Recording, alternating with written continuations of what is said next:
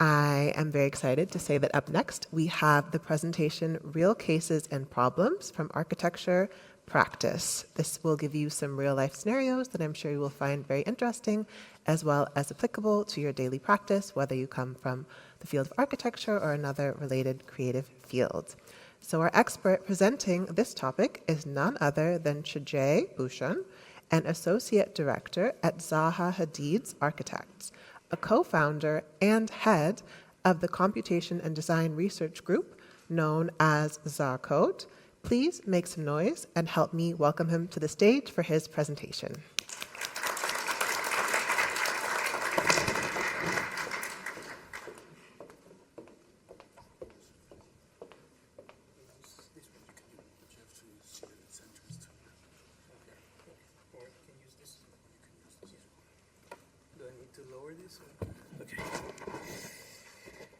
Okay, thanks everyone, and thanks for the invitation, Maria and the organizers.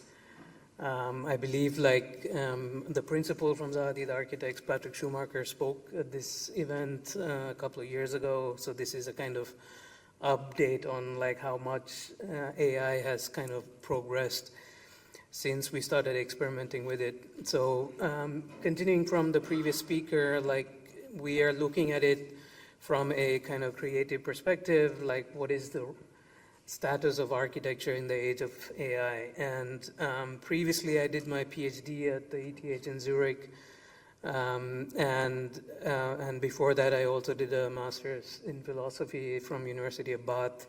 So and we have as a company, we have quite a history pre-AI, many of these buildings were made in the age where there was not much AI, but they were the predecessors of computational technologies.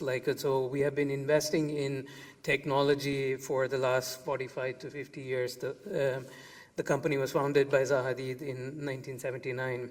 And we have all of these buildings, even though there are only 100 of them physically realized, there have been engines of innovation, not only within our company, but also all our collaborators, engineers, contractors, fabricators, and they have kind of initiated an economy in each of these 25 countries, of skilled craftspeople working in the digital age to physically realize all of these, the suppliers, the material makers, and so on.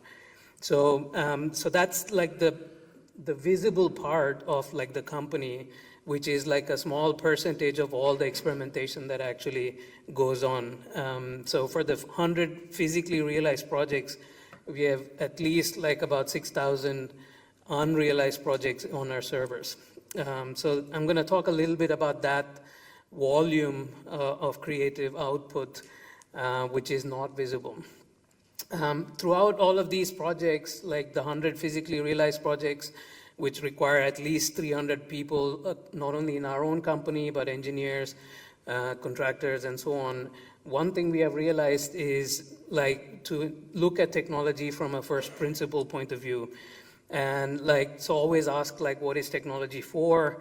And also to know that the for of any technology is important, but it evolves. We don't start with the for, we start with the kind of blue sky experimentation. So I've been in the company about 20 years, and in my own time, I've seen 3 or 4 waves of technology come in. Around 2004, when I joined, there was an enormous interest. And Zaha was alive, she was teaching here in the Angavante and so on. There was enormous interest in geometry itself, curved shapes, geometries originally made popular by Frei Otto, and before that, Gaudi and the Renaissance and so on. And so we took a keen interest in this kind of mathematics of these kind of high performance shapes. And we invested a lot of time understanding what are the performance benefits of these curved shapes. Similarly, we invested a lot of time and effort in robotic fabrication, and part of my PhD at the ETH was around 3D concrete printing. And there have been many startups that are now maturing and beginning to transform the built environment with these technologies that started around 2012. And in Zurich and in Stuttgart and so on. Similarly, like around 2017, like we started having a lot of interest in video game technologies, like because technologies like Unity game engine and Unreal game engine became very, very popular. And we wanted to see what we can use it for. And one thing that we realized, we can use video games for consensus, for people who are not architects to participate in some way in the creation of like the built environment.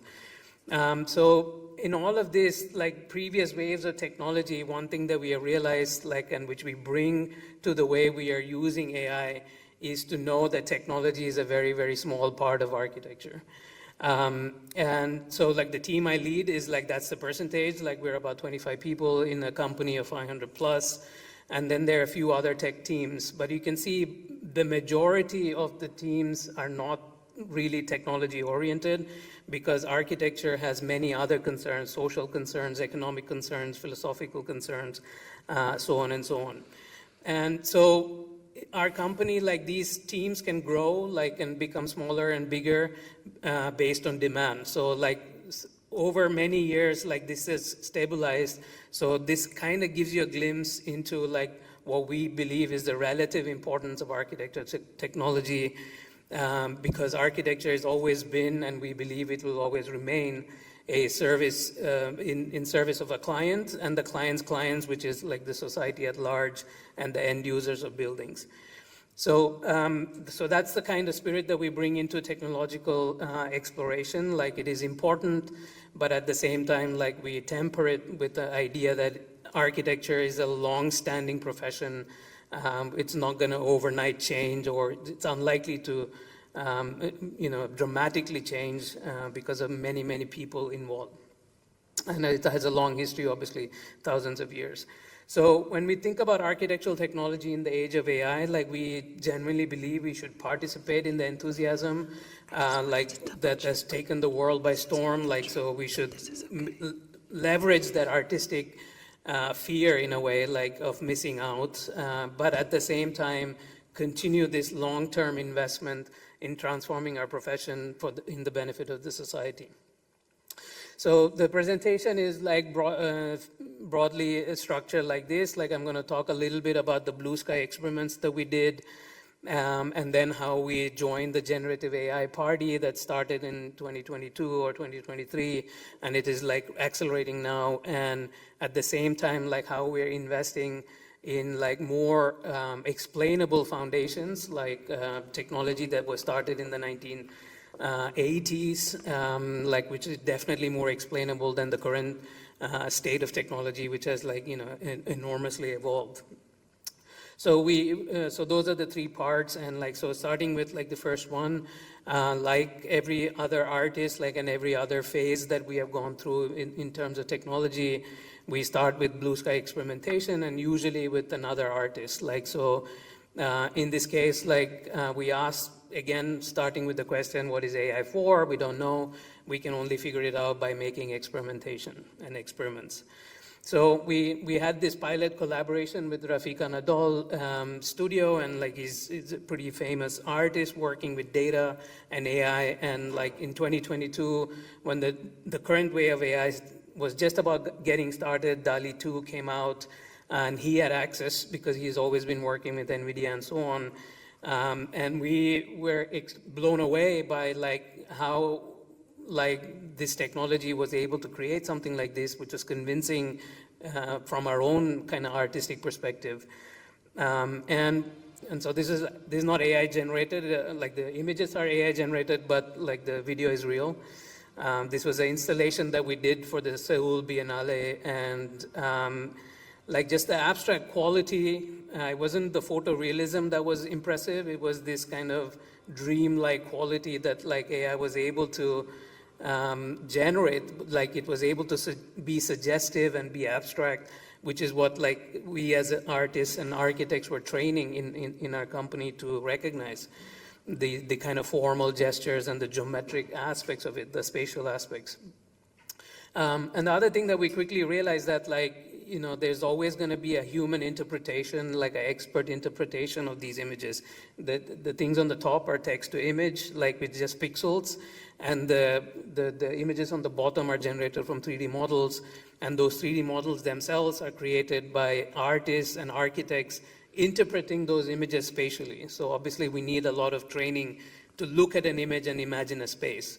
And so in a way, like over the years, like that has become like a go-to workflow or a go-to process for us. Use AI for what it's good at. Like you can go through many iterations of spaces, and more particularly, we can involve the client early on, like because the client will always want to know how the space is used. Is it a garden? Is it like an amphitheater? Is it like a mix of both? And we can iterate through that very, very quickly with just words and some sketches. And then like we interpret all those images in a correct scale and correct dimension, and also in a kind of buildable way where all of our previous experience comes into play, like the expert experience. And obviously that takes longer. So we iterate with AI and then like revert back to a more traditional process. So that's the glimpse of like the proto phase, like which lasted about a year, and then like by then, all the AI technologies, like generative AI specifically, like the GPT technologies, Midjourney, and like all like became exceptionally very good. And so it was, we had to join the party. We had to kind of rapidly experiment and figure out how we can use it in a meaningful way. And one of the exciting things about this current wave of technology is like almost literally anybody can use it. And so you don't need to be an expert, like you can get started, you don't need much tutorials, you just go to a website, type in stuff. And so at least 25% of like 500 people are actively using AI like 7-8 hours a day. So that's the amount of production that's happening. And so that's the party in a way that we want to join. So generative AI is generating content, images, text, video, etc., just by typing text, right? And and as I mentioned, like these are just like some typical workflows. Like you try and like create a prompt, like a little bit of a prompt, and then you use ChatGPT to create the proper prompt that the AI can understand, and then you iterate through these spatial ideas. Like so. Obviously, these are very, very suggestive. We don't want it to be so photorealistic because like the suggestive capacity is also very impressive, right? And very, it's a collaborative way to work with image generation. And at the same time, we are also building some little bit of tools to like be able to control this like kind of mad beast, like to like be able to say, okay, at least somewhere here we want water, here we want buildings and so on. And so it became a kind of sketching tool pretty quickly, and it became also ways to like just visualize many iterations, how people may use a space, like what might be the colors and the textures that we can work with, and so on. And also then imagine like with the clients like various styles and various spaces without having to actually model these things and then send it to a render company in China and then have a back and forth for two weeks and then invite the client. Like we can have this conversation with the client early on, like just in the first week. And so that's been like a kind of real game changer that like, clients and like all kinds of parties can collaborate around language. And also then we are trying to build on this, like how to control it a little bit, like give it like some massing, like so like there's some dimensional clarity. It's not just like images like where there's like people are like disproportionately large or cars are very small. Like so we are trying to give it like CAD input just in terms of size and scale, and then also feed it with like our own images of our own completed buildings from the past, so that there is actually some kind of architectural realism. And all of this is enabled by so-called LoRa training. Like you take Midjourney or like these pre-trained models and then feed it with your own images. So when the model weight is 0, that's what the default output from Stable Diffusion in this case. And when the model weight becomes 1, it becomes more and more like your own style, right? Like so, so this process becomes a creative activity per project. because you feed it about 80 or 100 new images, and you can transform the old, the pre-trained model that everybody has access to and make it custom for that particular project. So it's a creative curatorial activity per project, like, which images that you feed in. And so you have to remember your own project from the past, like to feed into this creative process. And we are particularly helped by that, like, because we have like a large database of like photographs, like that we have commissioned, and renders that we have done, like of like previous past projects. So all the images at the bottom, they're generated, they're not real, but like each of the photos like need to be tagged, like, and so that in itself is also a kind of creative process, how you tag these images and what weight you give them and so on. And so you can then create these kind of, so none of these images are coming from a model, they're just coming from text to prompt. But you can already see that like these are very reminiscent of like the language of our company. So that's how like we have tried to make a promise to our clients that like whatever images come out, they're not just images, like they can be physically realized, and we can put ideas of how much it's going to cost to make them and so on, because they connect back to a previous built history. And at the same time, like they're also informed by like 3D models. Like once you have a 3D model, which our company has lots of history of being digital, so we have lots of 3D models, you can like tag like features, like like little details of the entire 3D model, tag it in a way that AI can understand. So we can leverage 3D models to inform like this kind of pixel models, which otherwise wouldn't have this information. It wouldn't know that timber is meeting floor slab, it has to connect at the exact joint and so on. It wouldn't know that until you tag it, right? Like, and you can automate some of this if you have a 3D model to begin with. So you can see like the difference between the left and the right. Like that's a default that would come out of like a image model, and once you train it, like you can make it like more specific to your own language, but also make it specific to something that like has been previously physically realized. And like some other uses of like image models is to also use it as a proxy for human understanding of space, because that's what image models are. Like it's for lots of photographs, like, and it's actually human vision examples. Like, so you can use like that model to understand how humans may navigate in a project that has not been built. Like, but you have the 3D model, and you can then like analyze, like, okay, will people get lost here, or they may find their way through a project more easily, and so on. So you can use this image model in more analytical ways, not only to create like new images.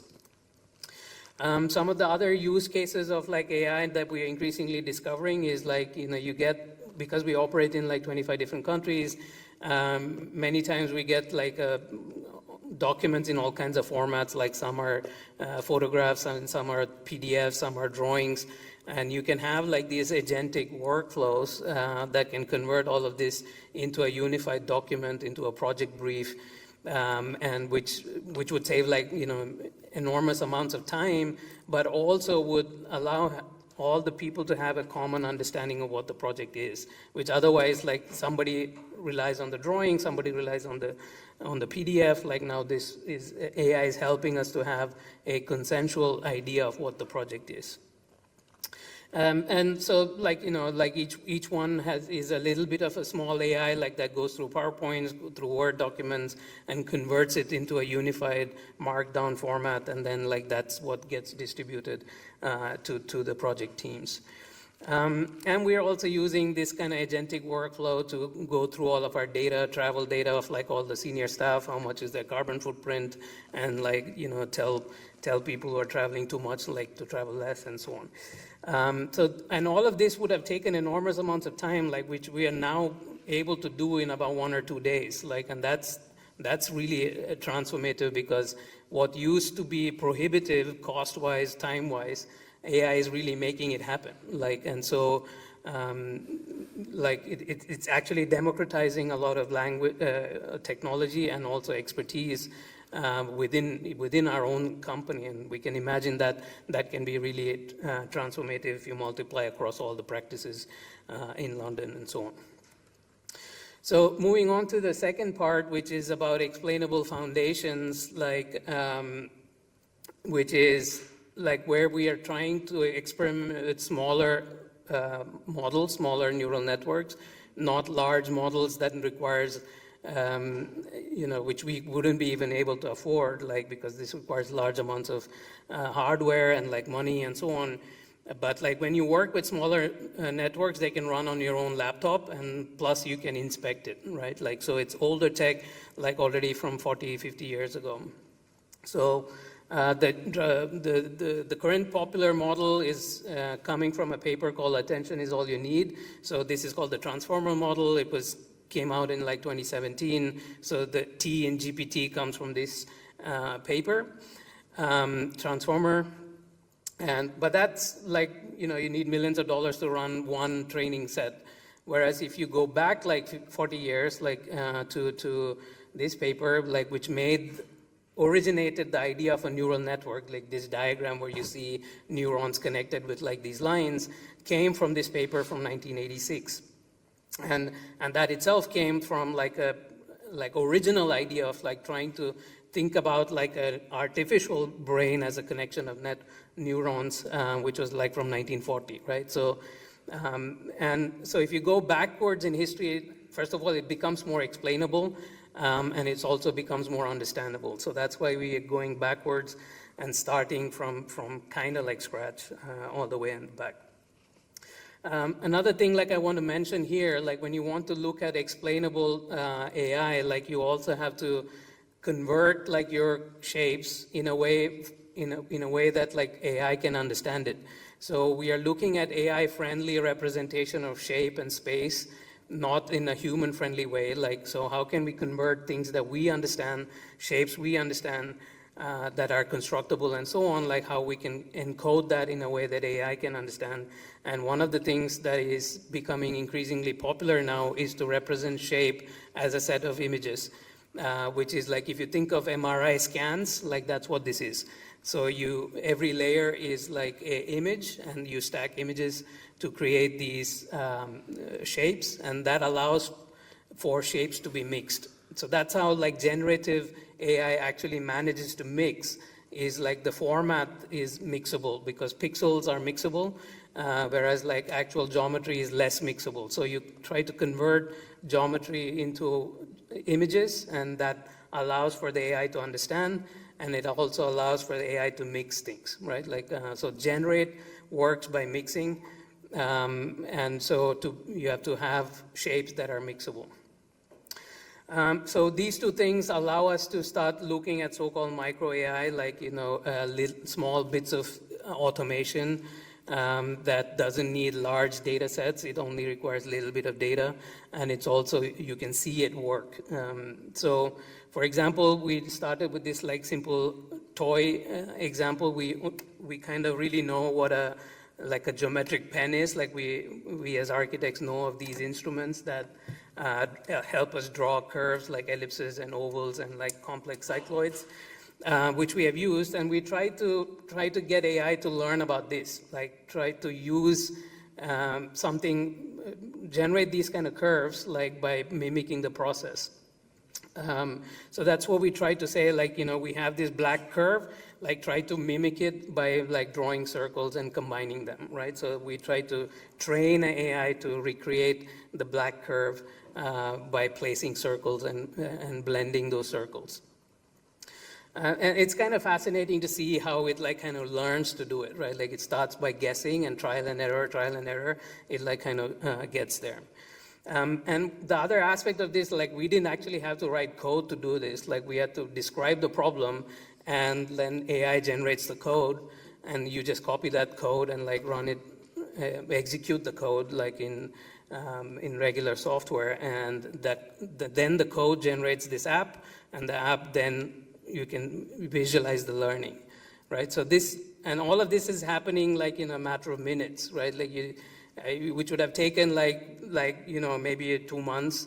Like if you had to learn to write the code, you have to first learn the mathematical principles, then you have to learn to write the code and debug and so on and so on. And that would have been prohibitive. I would probably given up. But this, like the fact that it happens so quickly and happens in natural language, is like beginning to expose and make transparent many of the things that were previously opaque. And so now we increasingly have less fear of AI because we have opened up this black box by just giving it toy examples that we understand as architects and asking it to recreate it. So here's just a view of that. It starts with a singular guess on the left, as one circle, and then it blends them by moving all the constituent parts and controlling the radius and so on. Right? So you can see it kind of gets close, but not fully close, right? So. And the idea that this can be every part of your design pipeline can be exposed and made transparent in this way and unified by getting the neural network to learn every bit, not only the floor slabs, but also the facade and the structure. You can make it explainable, and it becomes transparent. And previously, some of this would have been done by engineers, some of it would have been done by experts within our own company.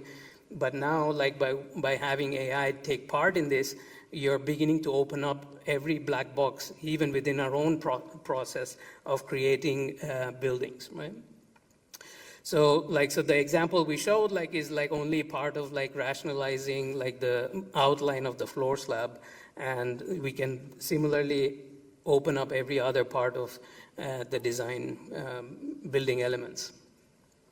And the other thing that is increasingly becoming useful is, again, using AI, to say you feed in a plan, and it can also run analysis of which parts are visible, which are likely to be frequented by a lot of people, which ones get enough daylight. All of these analyses, which were very, very expert-driven and used to take 3 weeks to send to an engineering company and get feedback, now can happen iteratively just on your own computer. So this idea of small AIs transforming your daily routines is really, we are seeing it happen across all of the 450 architects that we have in the company.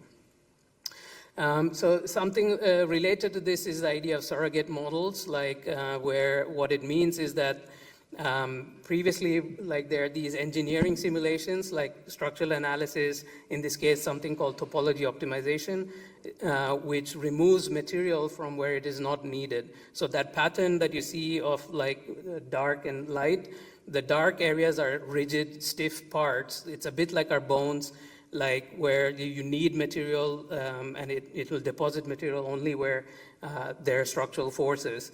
And so this is a very complex engineering simulation. It should take minutes or sometimes even hours to go through. So you can use AI to accelerate this process and kind of make a guess. It comes close enough, and you can see the left is predicted, and the right is so the right image is predicted, and the left is the ground truth. So it comes close enough, but the right image actually takes only 3 seconds, whereas the left image takes about 5 minutes. So, and that allows us to iterate through many, many more iterations than we would have otherwise done. So this is one of the ideas of surrogate modeling, allow AI kind of mimicking and approximating something that takes a lot of time otherwise. And similarly, another example of surrogate model is raycasting, so where building hotspots, because we know curved geometries will create lens effect, and simulating this would take a long time. It's almost 50% faster with AI, but it's obviously less accurate. But at the early stages of design, it's very much useful to have this faster model rather than this very detailed engineering model, which will take days to run.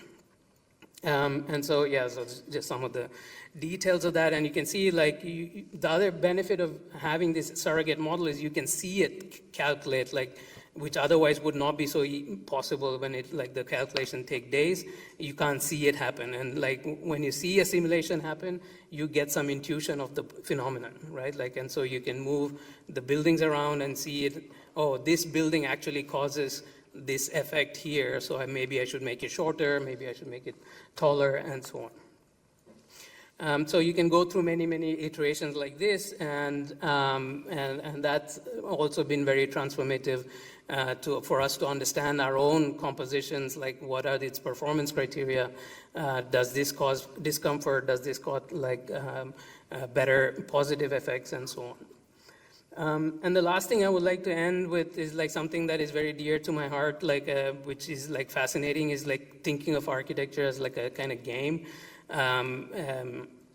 And like, again, just as an example, you can start with the prompt, say, I want to create a 2-player game where one player owns land and wants to create public goods like educational campus, housing, parks, infrastructure, and so on. And then there's another player who buys land from the first one and then generates revenue by building offices and manufacturing and so on, just as a toy example, right?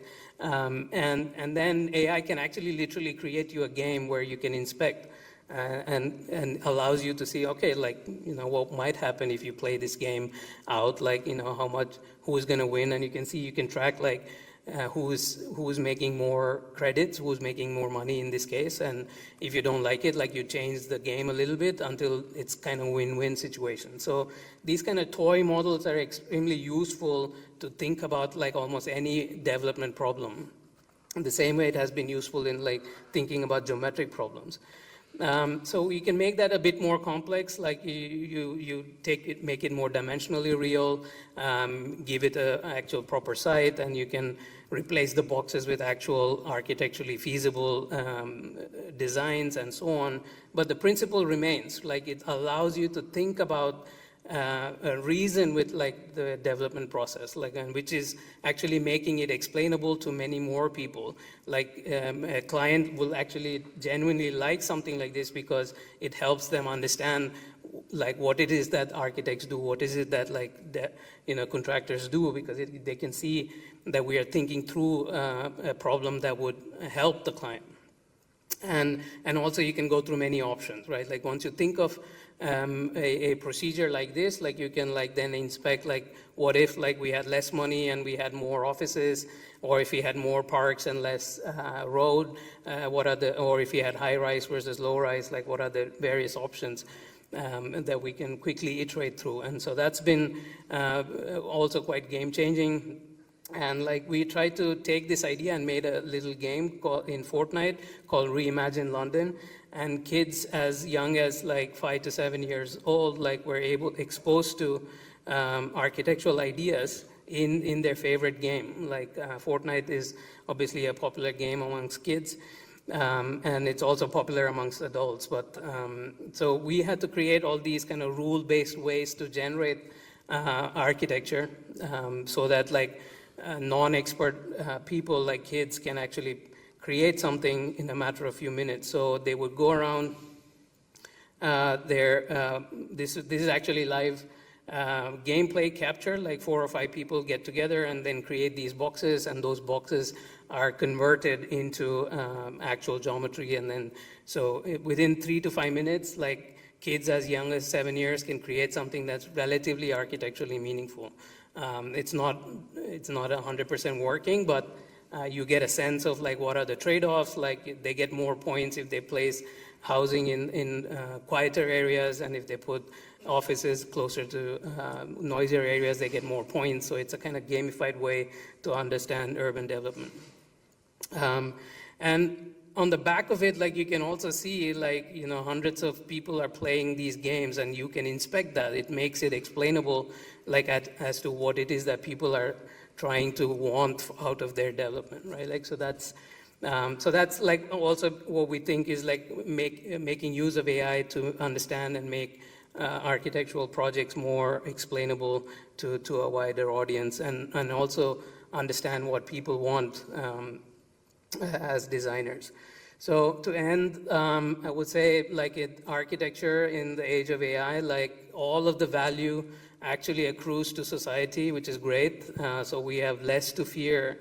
And we, as architects, genuinely should be doing AI and any other technology for the love of doing it, like, and not because we want to make money or not because we want to automate things. All of that will come if we actually do it for the techne of things, because the more we do it out of passion, like the more value we can generate for the rest of society.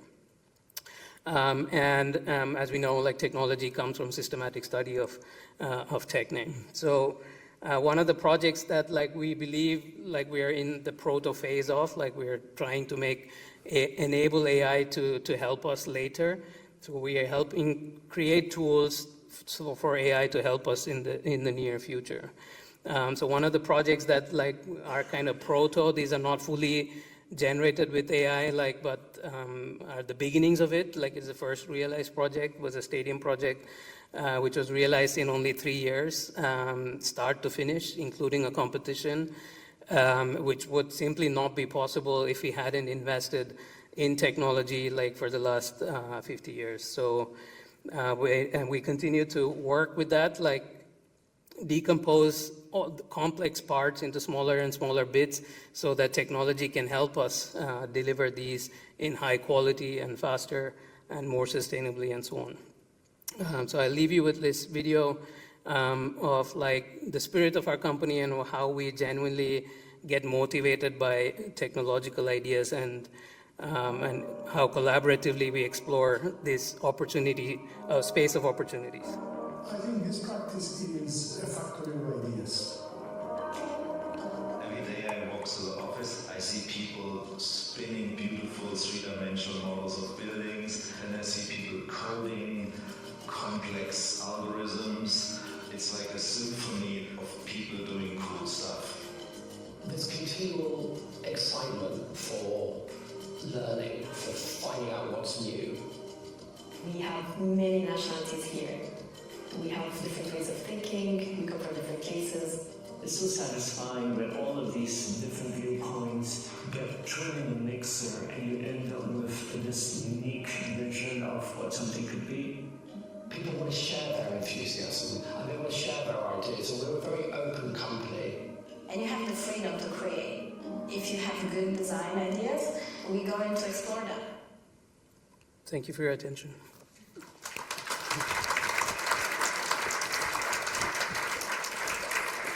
So thank you once again, Shajay, for that great presentation. And you know the drill by now. It is now time for 5 minutes of Q&A. Please go ahead and raise your hand if you have any questions. Perfect. Hi, Mehdi Boraz, a TU Wien student in architecture. So I have a question, like in your opinion, what training will future architects need in order to work in such companies or in such projects?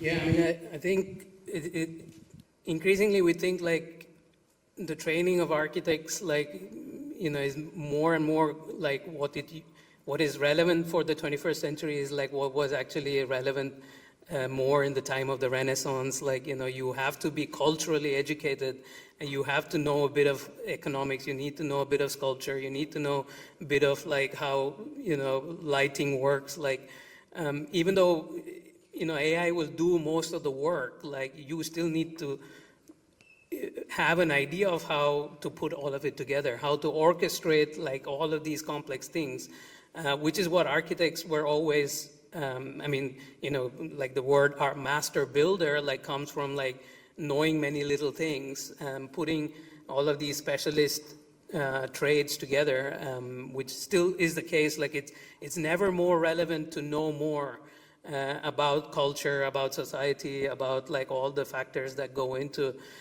architecture and in the built environment. Like, so of course you also need to know a bit more about mathematics, like which is genuinely was the case, like in Renaissance, or even like in the 18th century, like architects, like Christopher Wren, who did like the St. Paul's Cathedral in London, was a contemporary of Isaac Newton.